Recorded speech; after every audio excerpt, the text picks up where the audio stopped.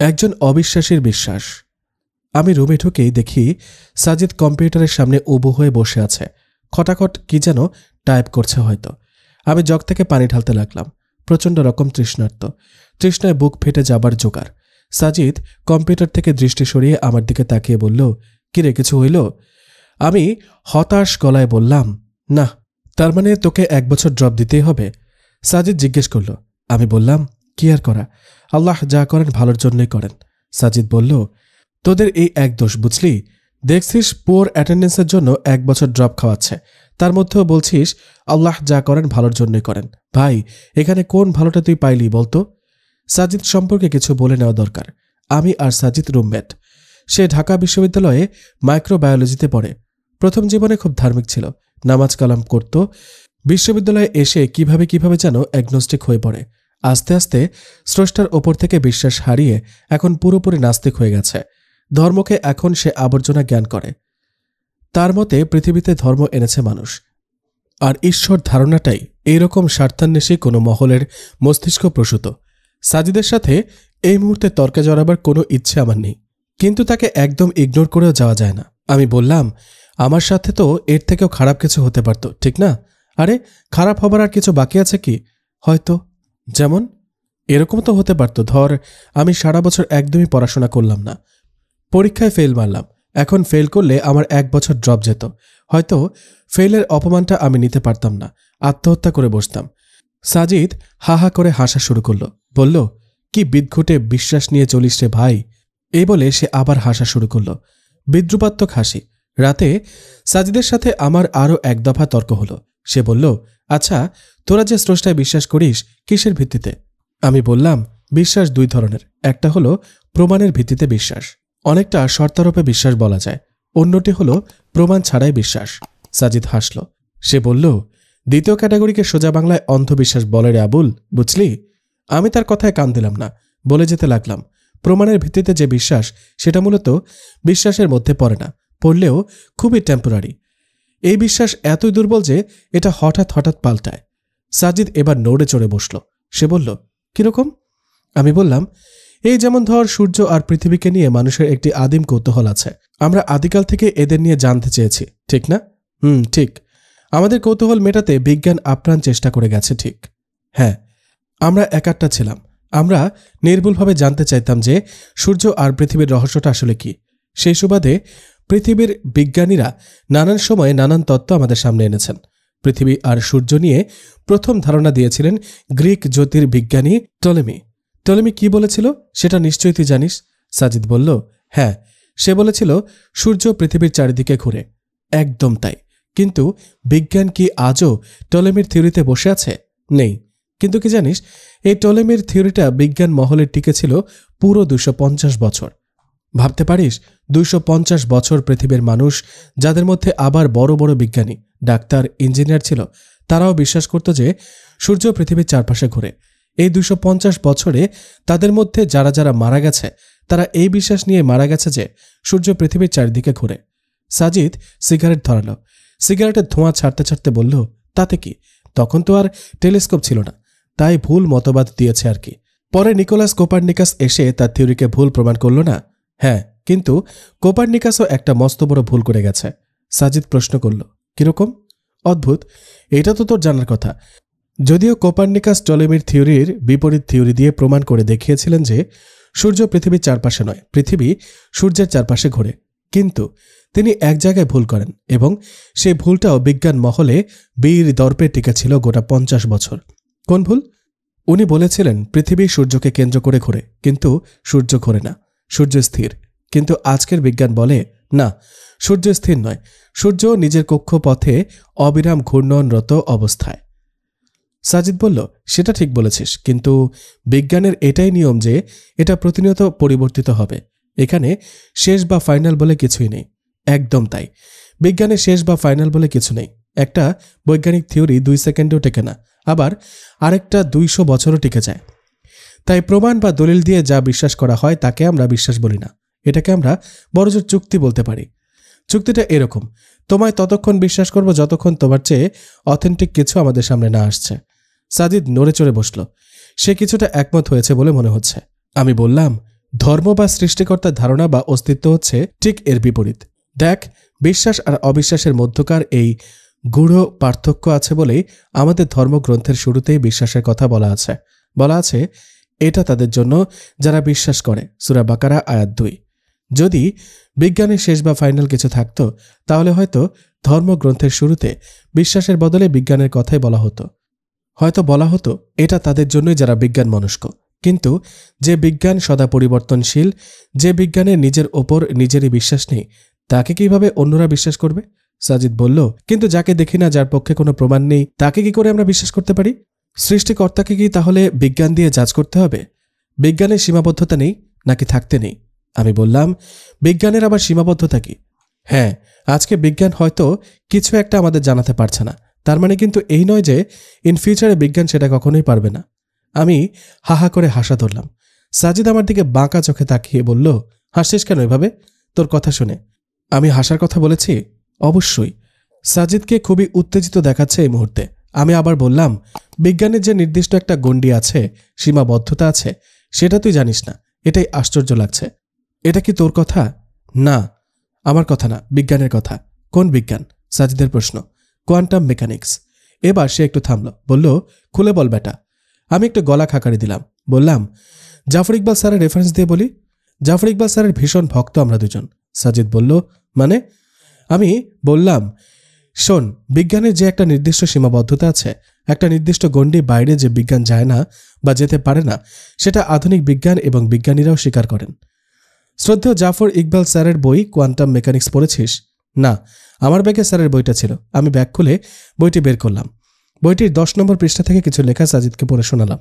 বইতে যা লেখা ছিল, কাজেই যারা বিজ্ঞান চর্চা করে তারা ধরেই নিয়েছে আমরা যখন বিজ্ঞান নিয়ে পুরো পৃথিবীটাকে বুঝে ফেলব, তখন আমরা সবসময় সবকিছু সঠিকভাবে ব্যাখ্যা করতে পারব। যদি কখনো দেখি কোনো একটা কিছু ব্যাখ্যা করতে পারছি না, তখন বুঝতে হবে এর পেছনের বিজ্ঞানটা তখনও জানা হয়নি। যখন জানা হবে তখন সেটা চমৎকারভাবে ব্যাখ্যা করতে পারব। এক কথায়, বিজ্ঞানের ব্যাখ্যা বা ভবিষ্যৎবাণী সবসময় নিখুঁত এবং সুনিশ্চিত। কোয়ান্টাম মেকানিক্স বিজ্ঞানের এই ধারণাটাকে পুরোপুরি পাল্টে দিয়েছে। বিজ্ঞানীরা সবিষয়ে আবিষ্কার করেছেন যে প্রকৃতি আসলে কখনোই সবকিছু জানতে দেবে না। সে তার ভেতরের কিছু কিছু জিনিস মানুষের কাছ থেকে লুকিয়ে রাখে। মানুষ কখনোই সেটা জানতে পারবে না। সবচেয়ে চমকপ্রদ ব্যাপার হচ্ছে, এটা কিন্তু বিজ্ঞানের অক্ষমতা বা অসম্পূর্ণতা নয়, এটাই হচ্ছে বিজ্ঞান।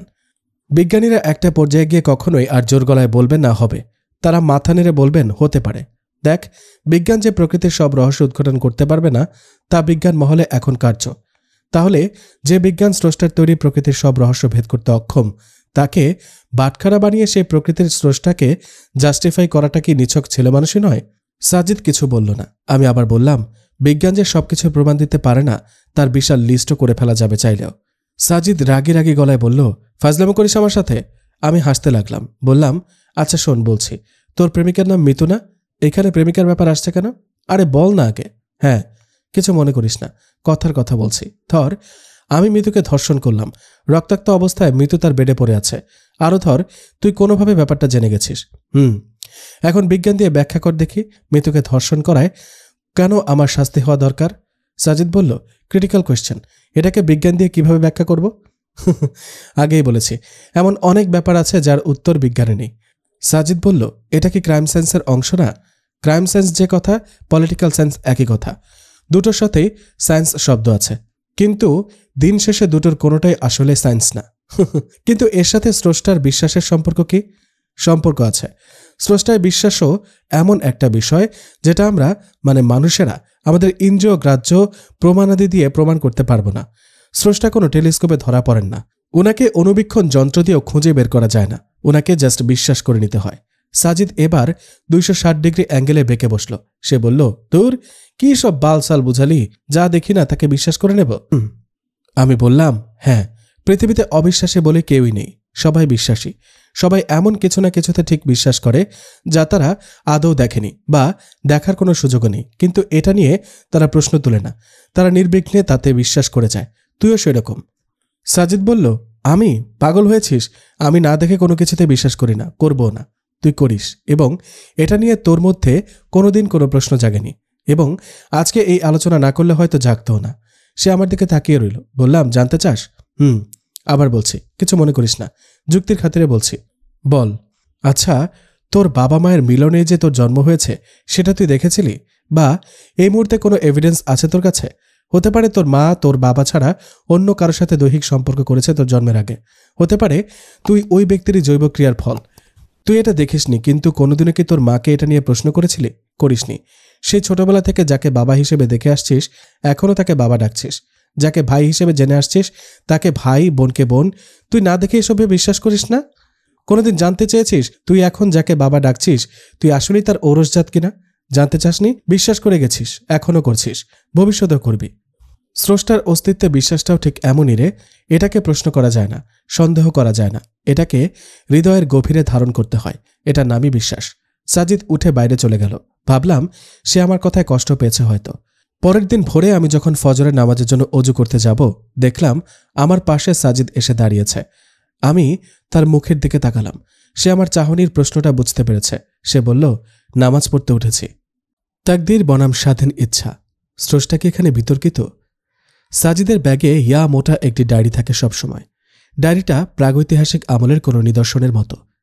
জায়গায় জায়গায় ছেঁড়া ছেঁড়া জায়গার কোনোটাতে সুতো দিয়ে সেলাই করা, কোনো জায়গায় আঠা দিয়ে প্রলেপ লাগানো, কোনো জায়গায় ট্যাপ করা। এই ডায়েরিতে সে তার জীবনের নানা উল্লেখযোগ্য ঘটনা লিখে রাখে। এই ডায়েরির মাঝামাঝি কোনো এক জায়গায় সাজিদ আমার সাথে প্রথম সাক্ষাতের ঘটনাটিও লিখে রেখেছে। তার সাথে আমার প্রথম দেখা হয় টিএসসিতে। সে আমার সম্পর্কে লিখে রেখেছে, ভ্যাবলা টাইপের এক ছেলের সাথে সাক্ষাৎ হলো আজ। দেখলে মনে হবে জগতের কঠিন বিষয়ের কোনো কিছুই সে বোঝে না। কথা বলার পর বুঝলাম এই ছেলে অত্যন্ত বুদ্ধিমান কিন্তু বোকা। ছেলেটার নাম আরিফ। নিচে তারিখ দেওয়া 5/3/2009। এই ডায়েরিতে নানান বিখ্যাত ব্যক্তিদের কথাও লেখা আছে। একবার কানাডার টরন্টোতে সাজিদ তার বাবার সাথে একটি অফিসিয়াল ট্যুরে গিয়েছিল। সেখানে অনেক সেলিব্রিটির সাথে বিল গেটসও আমন্ত্রিত ছিলেন। বিল গেটস সেখানে 10 মিনিটের জন্য বক্তৃতা রেখেছিলেন। সেই ঘটনাটি লেখা আছে। জাফর ইকবালের সাথে সাজিদের একবার বইমেলায় দেখা হয়ে যায়। সেবারের বইমেলায় জাফর স্যারের বই একটুখানি বিজ্ঞান এর দ্বিতীয় কিস্তি আরও একটুখানি বিজ্ঞান প্রকাশিত হয়। সাজিদ জাফর স্যারের বই কিনে বের হওয়ার পথে জাফর স্যারের সাথে তার দেখা হয়ে যায়। সাজিদ স্যারের একটি অটোগ্রাফ নিয়ে স্যারের কাছে হেসে জানতে চাইল, স্যার একটুখানি বিজ্ঞান পাইলাম, এরপর পাইলাম আরও একটুখানি বিজ্ঞান, এটার পরে আরও একটুখানি বিজ্ঞান কবে পাচ্ছি? সেদিন নাকি জাফর স্যার মিষ্টি হেসে বলেছিলেন পাবে। নিজের সাথে ঘটে যাওয়া এরকম অনেক ঘটনাই ঠাঁই পেয়েছে সাজিদের ডায়েরিটাতে। সাজিদের ডায়েরির আদ্যপান্ত আমার পড়া ছিল, কিন্তু সেমিস্টার ফাইনাল সামনে চলে আসায় গত বেশ কিছুদিন তার ডায়েরিটা আমার আর পড়া হয়নি। অবশ্য ডায়েরিটা আমি লুকিয়ে লুকিয়ে পড়ি। সেদিন 3rd সেমিস্টারের শেষ পরীক্ষাটি দিয়ে আসলাম রুমে। এসে দেখে সাজিদ করেনি। তার টেবিলের ওপরে তার ডায়েরিটা পড়ে আছে খোলা অবস্থায়। ঘরমাক্ত শরীর, কাঠ ফাটা রোদের মধ্যে ক্যাম্পাস থেকে হেঁটে বাসায় ফিরেছে। এই মুহূর্তে বসে ডায়েরিটা উল্টাবো সে শক্তি বা ইচ্ছে কোনোটাই নেই, কিন্তু ডায়েরিটা বন্ধ করতে গিয়ে একটি শিরোনামে আমার চোখ আটকে যায়। আমি সাজিদের টেবিলে বসে পড়ি। লেখাটির শিরোনাম ছিল ভাগ্য বনাম স্বাধীন ইচ্ছা শক্তি, স্রষ্টাকে এখানে বিতর্কিত। বেশ লোভনীয় শিরোনাম। শারীরিক ক্লান্তি ভুলেই আমি ঘটনাটির প্রথম থেকে পড়া শুরু করলাম। ঘটনাটি সাজিদের ডায়েরিতে যেভাবে লেখা ঠিক সেভাবেই আমি পাঠকদের জন্য তুলে ধরছি। কয়েকদিন আগে ক্লাসের 3rd পিরিয়ডে মফিজুর রহমান স্যার এসে আমাকে দাঁড় করালেন। বললেন, তুমি ভাগ্যে তকদিরে বিশ্বাস করো? আমি আচমকা অবাক হলাম। আসলে এই আলাপগুলো হলো ধর্মীয় আলাপ। মাইক্রোবায়োলজির একজন শিক্ষক যখন ক্লাসে এসে এসব জিজ্ঞেস করেন তখন খানিকটা বিব্রত বোধ করাই স্বাভাবিক। স্যার আমার উত্তরের আশায় আমার মুখের দিকে চেয়ে আছেন। আমি বললাম, জি স্যার, অ্যাজ আ মুসলিম আমি তকদিরে বিশ্বাস করি। এটি আমার ইমানের মূল 7টি বিষয়ের মধ্যে একটি। স্যার বললেন, তুমি কি বিশ্বাস করো যে মানুষ জীবনে যা করবে তার সবকিছুই তার জন্মের অনেক অনেক বছর আগে তার তকদিরে লিখে দেওয়া হয়েছে? জি স্যার, আমি উত্তর দিলাম। বলা হয় স্রষ্টার ইচ্ছা ছাড়া গাছের একটি ক্ষুদ্র পাতাও নড়ে না, তাই না? জি স্যার। ধরো আজ সকালে আমি একজন লোককে খুন করলাম, এটা কি আমার তকদিরে পূর্ব নির্ধারিত ছিল না? জি ছিল। আমার তকদির যখন লেখা হচ্ছিল তখন কি আমি জীবিত ছিলাম? না স্যার, জীবিত ছিলেন না। আমার তকদিরে কে লিখেছে বা কার নির্দেশে লিখিত হয়েছে? স্রষ্টার। তাহলে সোজা এবং সরল লজিক এটাই বলে আজ সকালে যে খুনটি আমি করেছি সেটি মূলত আমি করিনি। আমি এখানে একটি রোবট মাত্র। আমার ভেতরে একটি প্রোগ্রাম সেট করে দিয়েছেন স্রষ্টা। সেই প্রোগ্রামে লেখা ছিল যে আজ সকালে আমি একজন লোককে খুন করব। সুতরাং আমি ঠিক তাই করেছি, যা আমার জন্য স্রষ্টা পূর্বে ঠিক করে রেখেছেন। এতে আমার কোনো হাত নেই। Do you agree Sajid? কিছুটা, আমি উত্তর দিলাম। স্যার এবার হাসলেন। হেসে বললেন, আমি জানতাম তুমি কিছুটাই একমত হবে, পুরোটা নয়। এখন তুমি আমাকে নিশ্চয়ই যুক্তি দেখিয়ে বলবে, স্যার স্রষ্টা আমাদের একটি স্বাধীন ইচ্ছা শক্তি দিয়েছেন। আমরা এটা দিয়ে ভালো মন্দ বিচার করে চলি, রাইট? জি স্যার। কিন্তু সাজিদ, এটা খুবই লেম লজিক, ইউনো। ধরো আমি তোমার হাতে বাজারের একটি লিস্ট দিলাম। লিস্টে যা যা কিনতে হবে তার সবকিছু লেখা আছে। এখন তুমি বাজার করে ফিরলে তুমি ঠিক তাই তাই কিনলে যা আমি লিস্টে লিখে রেখেছি, এবং তুমি এটা করতে বাধ্য। এতটুকু বলে স্যার আমার কাছে জানতে চাইলেন, বুঝতে পেরেছ? আমি বললাম, জি স্যার। Very good. ধরো তুমি বাজার করে আসার পর একজন জিজ্ঞেস করলো, সাজিদ কি কি বাজার করেছ? তখন আমি উত্তর দিলাম, ওর যা যা খেতে মন চেয়েছে তাই তাই কিনেছে। বলো তো আমি সত্যি বলেছি কিনা? আমি বললাম, না, আপনি মিথ্যা বলেছেন। স্যার চিৎকার করে বলে উঠলেন, exactly, you have got the point my dear. আমি মিথ্যা বলেছি। আমি লিস্টে বলেই দিয়েছি তোমাকে কি কি কিনতে হবে। তুমি ঠিক তাই তাই কিনেছ যা আমি কিনতে বলেছি। যা কিনেছ সব আমার পছন্দের জিনিস। এখন আমি যদি বলি ওর যা যা খেতে মন চেয়েছে সে তাই তাই কিনেছে, তাহলে এটা একটা ডাহা মিথ্যা কথা না? জি স্যার। ঠিক স্রষ্টাও এভাবে মিথ্যা বলেছেন, 2 নাম্বারই করেছেন। তিনি অনেক আগে আমাদের তকদিরে লিখে তা আমাদের গলায় ঝুলিয়ে দিয়েছেন। এখন আমরা সেটাই করি যা স্রষ্টা সেখানে লিখে রেখেছেন। আবার at the end of the day এই কাজের জন্য কেউ জান্নাতে যাচ্ছে, কেউ জাহান্নামে। কিন্তু কেন? এখানে মানুষের তো কোনো হাত নেই। ম্যানুয়ালটা স্রষ্টার তৈরি। আমরা তো জাস্ট পারফর্মার। স্ক্রিপ্ট রাইটার তো স্রষ্টা। স্রষ্টা এর জন্য আমাদের কাউকে জান্নাত কাউকে জাহান্নাম দিতে পারেন না। যুক্তি তাই বলে, ঠিক? আমি চুপ করে রইলাম। পুরো ক্লাসে পিনপতন নীরবতা বিরাজ করছে। তখন স্যার বললেন, have you any proper logic on that typical question dear? আমি কিছুক্ষণ চুপ করে থাকলাম। স্যার মুচকে হাসলেন। মনে হলো উনি ধরে নিয়েছেন যে উনি আমাকে এবার সত্যি সত্যি কুপকাত করে দিয়েছেন। বিজয়ীর হাসি। আমাকে যারা চিনে তারা জানে আমি কখনো কারো প্রশ্নের উত্তর দিতে সময় নিই না। আজকে যেহেতু তার ব্যতিক্রম ঘটল, আমার বন্ধুরা আমার দিকে ড্যাব ড্যাব চোখ করে তাকালো। তাদের চাহনি দেখে মনে হচ্ছিল এই সাজিদকে তারা চিনেই না, কোনো দিন দেখেনি। আর ক্লাসে আমার বিরুদ্ধ মতের যারা আছে তাদের চেহারা তখন মুহূর্তেই উজ্জ্বল বর্ণ ধারণ করল। তারা হয়তো মনে মনে বলতে লাগলো, মোল্লার দৌড় মসজিদ পর্যন্তই। আমি মুখ তুলে স্যারের দিকে তাকালাম। মুচকি হাসিটা স্যারের মুখে তখনও বিরাজমান। আমি বললাম, স্যার এই ক্লাসে কার সম্পর্কে আপনার কি অভিমত? স্যার ভেবাচাকা খেলেন। স্যার জিজ্ঞেস করেছেন কি, আর আমি বলছি কি? স্যার বললেন, বুঝলাম না, মানে আমাদের ক্লাসের কার মেধা কিরকম সে বিষয়ে আপনার কি ধারণা? ভালো ধারণা। ছাত্রদের সম্পর্কে একজন শিক্ষকেরই তো সবচেয়ে ভালো জ্ঞান থাকে। আমি বললাম, স্যার আপনি বলুন তো এই ক্লাসের কারা কারা ফার্স্ট ক্লাস আর কারা কারা সেকেন্ড ক্লাস পাবে? স্যার কিছুটা বিস্মিত হলেন। বললেন, আমি তোমাকে অন্য বিষয়ে প্রশ্ন করেছি, তুমি আউট অফ কনটেক্সটে গিয়ে পাল্টা প্রশ্ন করছো সাজিদ। না স্যার, আমি কনটেক্সটেই আছি, আপনি উত্তর দিন। স্যার বললেন, এই ক্লাস থেকে রায়হান, মমতাজ, ফারহানা, সজীব, ওয়ারেশ, ইফতি, সুমন, জাবেদ এবং তুমি ফার্স্ট ক্লাস পাবে, আর বাকিরা সেকেন্ড ক্লাস। স্যার যাদের নাম বলেছেন তারা সবাই ক্লাসের ব্রিলিয়ান্ট স্টুডেন্ট, সুতরাং স্যারের অনুমান খুব একটা ভুল না। আমি বললাম, স্যার আপনি এটা লিখে দিতে পারবেন? ওয়াই নট, স্যার বললেন। এই বলে তিনি খচখচ করে একটা কাগজের এক পাশে যারা ফার্স্ট ক্লাস পাবে তাদের নাম, অন্য পাশে যারা সেকেন্ড ক্লাস পাবে তাদের নাম লিখে আমার হাতে দিলেন। আমি বললাম, স্যার ধরে নিলাম যে আপনার ভবিষ্যৎবাণী সম্পূর্ণ সত্য হয়েছে, মানে আপনি ফার্স্ট ক্লাস পাবে বলে যাদের নাম লিখেছেন তারা সবাই ফার্স্ট ক্লাস পেয়েছে, আর যারা সেকেন্ড ক্লাস পাবে লিখেছেন তাদের সবাই সেকেন্ড ক্লাস পেয়েছে। তো এখন স্যার বলুন তো, যারা ফার্স্ট ক্লাস পেয়েছে আপনি এই কাগজে তাদের নাম লিখেছেন বলেই কি তারা ফার্স্ট ক্লাস পেয়েছে? না তো। যারা সেকেন্ড ক্লাস পেয়েছে তারা সেকেন্ড ক্লাস পাবে বলে আপনি এই কাগজে লিখেছেন বলেই কি তারা সেকেন্ড ক্লাস পেয়েছে? স্যার বললেন, একদমই না। তাহলে মূল ব্যাপারটি কি স্যার? স্যার বললেন, মূল ব্যাপারটি হলো আমি তোমাদের শিক্ষক, আমি খুব ভালো জানি পড়াশোনায় তোমাদের কে কেমন, আমি খুব ভালো করে জানি কার মেধা কেমন, সুতরাং আমি চোখ বন্ধ করে বলে দিতে পারি কে কেমন রেজাল্ট করবে। আমি হাসলাম, বললাম, স্যার যারা সেকেন্ড ক্লাস পেয়েছে তারা যদি আপনাকে দোষ দেয়, যদি বলে আপনি সেকেন্ড ক্লাস ক্যাটাগরিতে তাদের নাম লিখেছেন বলেই তারা সেকেন্ড ক্লাস পেয়েছে? স্যার কপালের ভাঁজ লম্বা করে বললেন, it would be totally bullshit. আমি কেন এর জন্য দায়ী হব? এটা তো সম্পূর্ণ তাদের দায়। আমি শুধু তাদের মেধা যোগ্যতা সম্পর্কে ধারণা রাখি বলেই অগ্রিম বলে দিতে পারছি যে কে কেমন রেজাল্ট করবে। আমি আবার জোরে জোরে হাসতে লাগলাম। পুরো ক্লাস আমার দিকে হাঁ করে তাকিয়ে আছে। আমি থামলাম, বললাম, স্যার তকদির তথা ভাগ্যটাও ঠিক এরকমই। আপনি যেমন আমাদের মেধা যোগ্যতার সক্ষমতা সম্পর্কে ভালো ধারণা রাখেন, স্রষ্টাও তেমনই তার সৃষ্টি সম্পর্কে ধারণা রাখেন। আপনার ধারণা মাঝে মাঝে ভুল হতে পারে, কিন্তু স্রষ্টার ধারণায় কোনো ভুল নেই। স্রষ্টা হলেন আলিমুল গায়েব, তিনি ভূত বর্তমান ভবিষ্যৎ সব জানেন।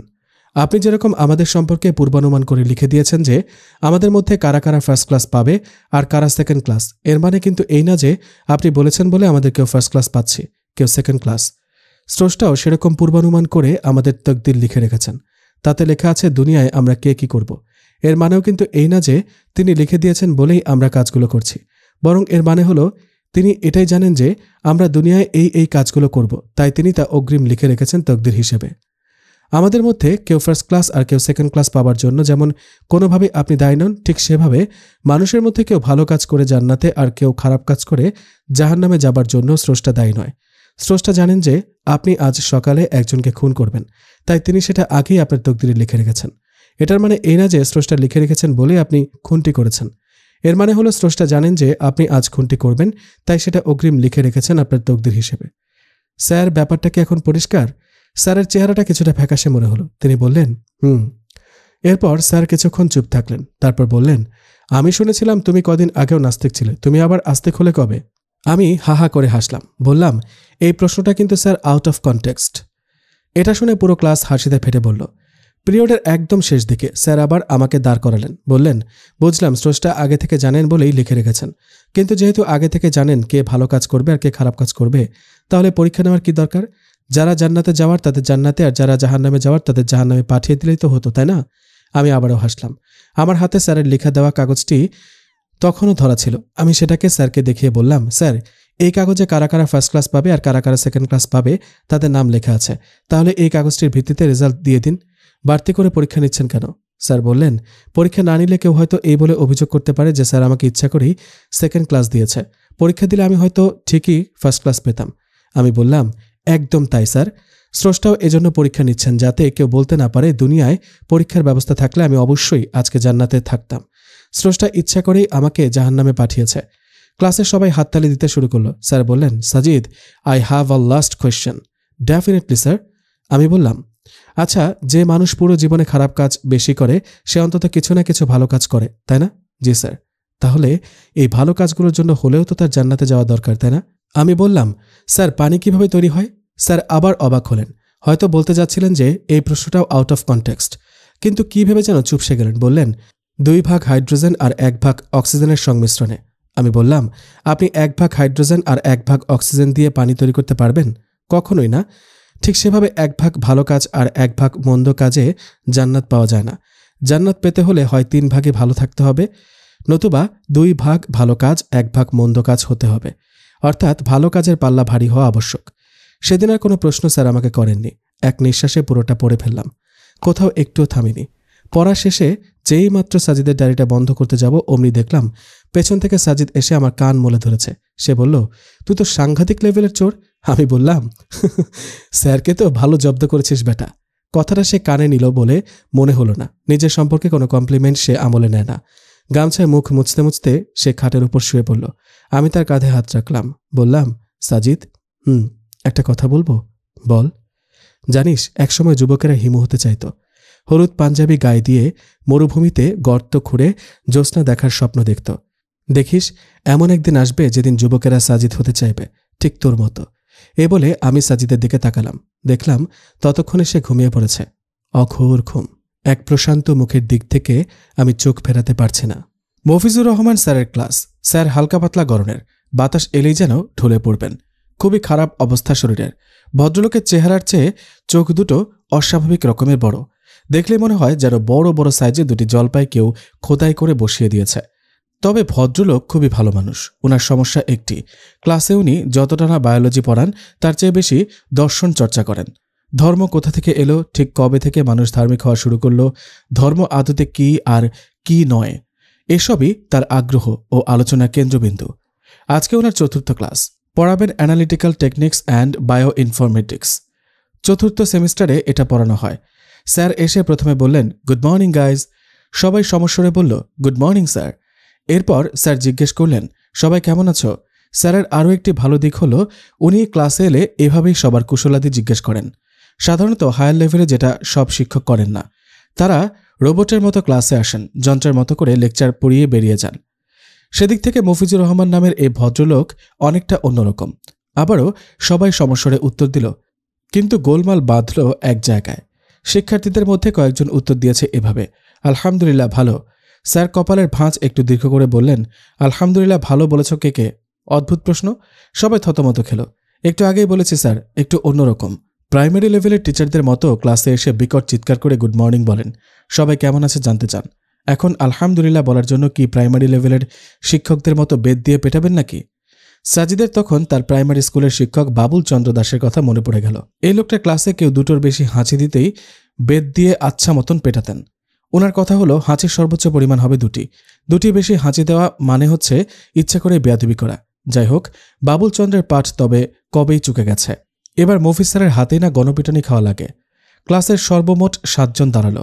এরা সবাই আলহামদুলিল্লাহ ভালো বলেছে। এরা হচ্ছে রাকিব, আদনান, জুনায়েদ, সাকিব, মরিয়ম, রিতা ও সাজিদ। স্যার সবার চেহারাটা একটু ভালো মতো পরখ করে নিলেন। এরপর ফিক করে হেসে দিয়ে বললেন, বসো। সবাই বসলো। আজকে আর মনে হয় একাডেমিক পড়াশোনা হবে না, দর্শনের তাত্ত্বিক আলাপ হবে। ঠিক তাই হলো। মফিজুর রহমান স্যার আদনানকে দাঁড় করালেন। বললেন, তুমিও বলেছিলে সেটা না?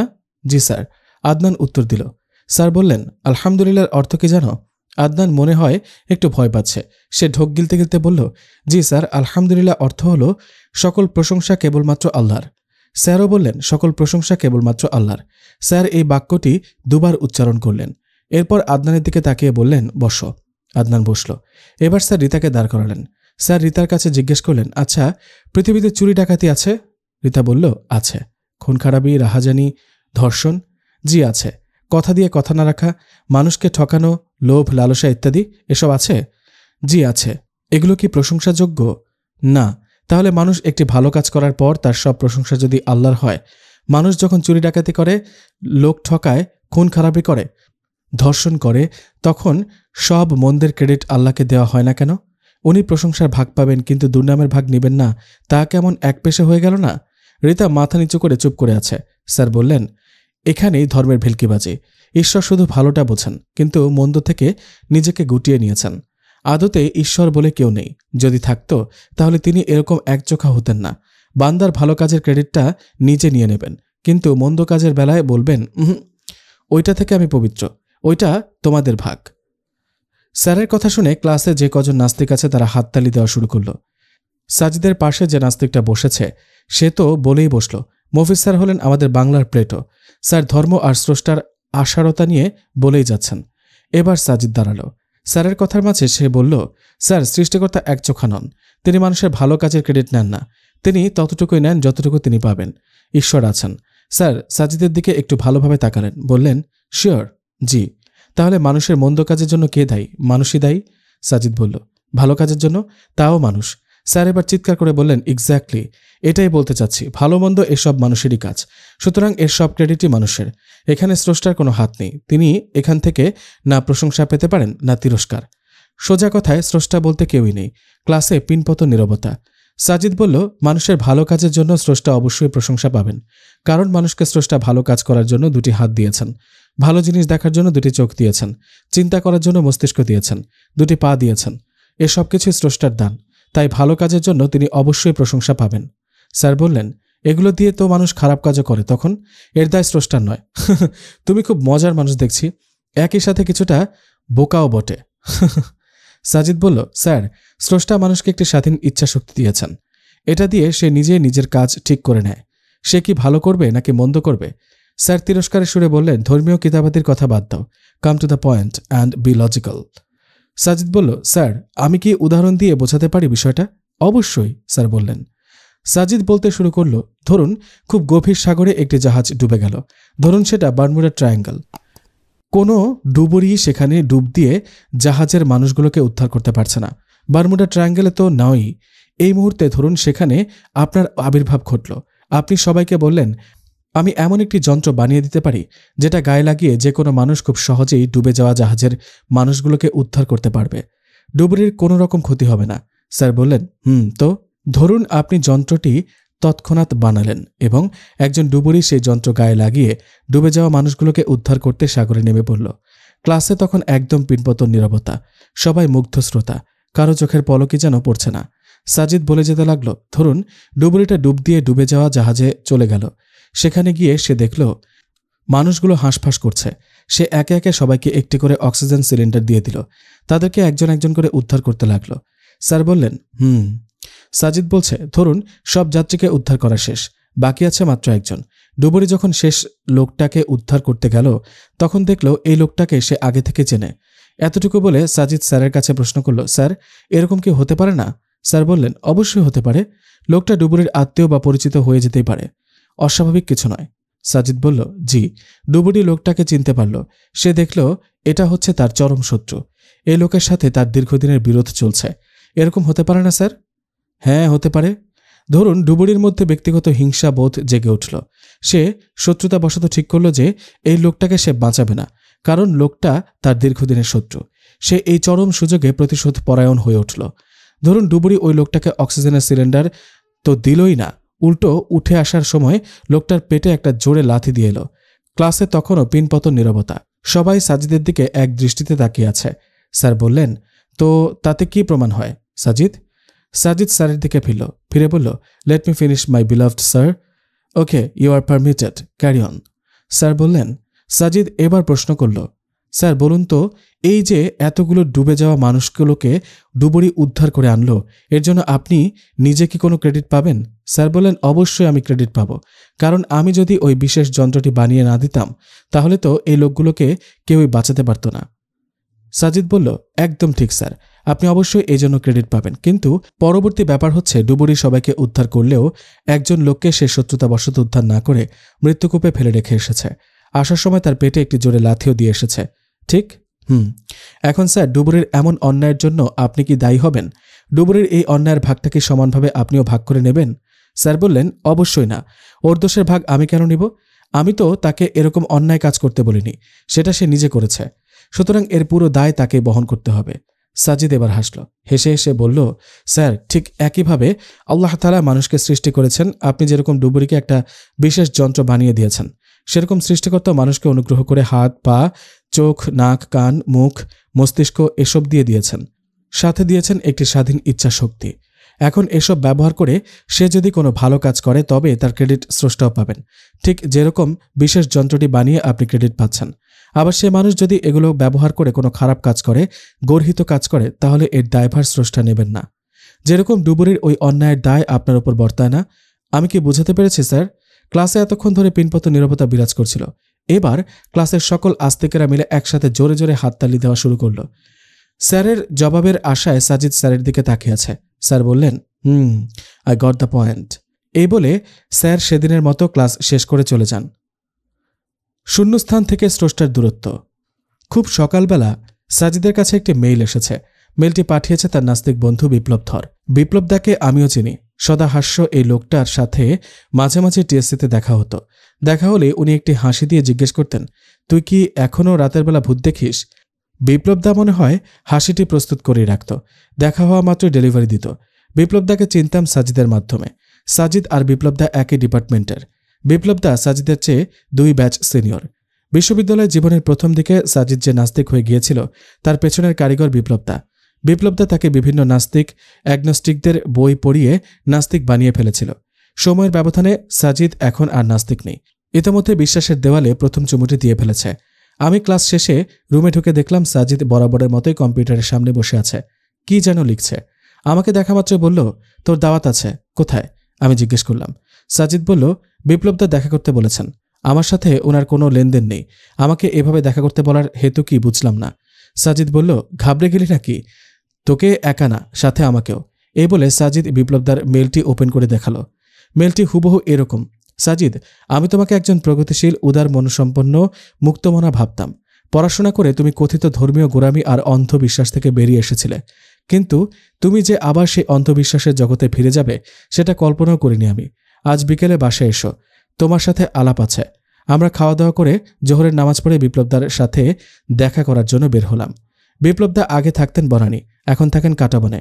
জ্যাম কাটিয়ে আমরা যখন বিপ্লবদার বাসায় পৌঁছলাম তখন আসরের ওয়াক্ত হয়ে গেছে। বিপ্লবদার সাথে হ্যান্ডশেক করে আমরা বসলাম না। সাজিদ বলল, দাদা আলাপ একটু পরে হবে, আগে আসরের নামাজটা পড়ে আসি। বিপ্লবদা না করলেন না। আমরা বেরিয়ে গেলাম। পার্শ্ববর্তী মসজিদে আসরের নামাজ পড়ে ব্যাক করলাম। বিপ্লবদা ইতিমধ্যে কফি তৈরি করে রেখেছেন, খুবই উন্নত মানের কফি। কফির গন্ধটা পুরো ঘরময় ছড়িয়ে পড়ল মুহূর্তে। সাজিদ কফি হাতে নিতে নিতে আমাকে উদ্দেশ্য করে বলল, জানিস বিপ্লবদার এই কফি বিশ্ববিখ্যাত। ভূমধ্যসাগরীয় অঞ্চলের কফি বিপ্লবদা কানাডা থেকে অর্ডার করে আনান। কফির কাপে চুমুক দিয়ে মনে হলো আসলেই সত্যি এত ভালো কফি হতে পারে ভাবাই যায় না। সাজিদ এবার বিপ্লবদার দিকে তাকিয়ে বলল, আলাপ শুরু হোক। বিপ্লবদার মুখে সদা হাস্য ভাবটা আজকে নেই। ওনার পরম শিষ্যের এরকম অধপতনে সম্ভবত মন কিছুটা বিষণ্ণ। বললেন, তোমার সিদ্ধান্তের প্রতি আমার যথেষ্ট শ্রদ্ধা আছে, তবে তোমাকে একটি বিষয়ে বলার জন্যই আসতে বলেছি। হয়তো তুমি ব্যাপারটি জেনে থাকবে, তবুও। সাজিদ কফির কাপে চুমুক দিয়ে বলল, জানা বিষয়টাও আপনার মুখ থেকে শুনলে মনে হয় নতুন জানছি। আমি আপনাকে কতটা পছন্দ করি তা তো আপনি জানেনই। বিপ্লবদা কোনো ভূমিকায় গেলেন না, সরাসরি বললেন, ওই যে তোমার সৃষ্টিকর্তা, ওনার ব্যাপারে বলতে চাই। তুমি বিজ্ঞানের ছাত্র, তুমি হয়তো এই ব্যাপারে জানো। সম্প্রতি বিজ্ঞান প্রমাণ করেছে এই মহাবিশ্ব সৃষ্টিতে সৃষ্টিকর্তার কোনো ভূমিকা নেই। মহাবিশ্ব সৃষ্টি হয়েছে শূন্য থেকে। আগে তোমরা মানে বিশ্বাসীরা বলতে, একটা সামান্য উঁচু যখন কোনো কারিগর ছাড়া এমনি এমনি তৈরি হতে পারে না, তাহলে এই গোটা মহাবিশ্ব কিভাবে তৈরি হবে আপনা আপনি? কিন্তু বিজ্ঞান এখন বলছে এই মহাবিশ্ব শূন্য থেকে আপনা আপনি তৈরি হয়েছে, কারো সাহায্য ছাড়াই। এই কথাগুলো বিপ্লবদা এক নাগাড়ে বলে গেলেন। মনে হয়েছে তিনি কোনো নিঃশ্বাসই নেননি এতক্ষণ। সাজিদ বলল, অদ্ভুত তো, তাহলে তো আমাকে আবার নাস্তিক হয়ে যেতে হবে দেখছি।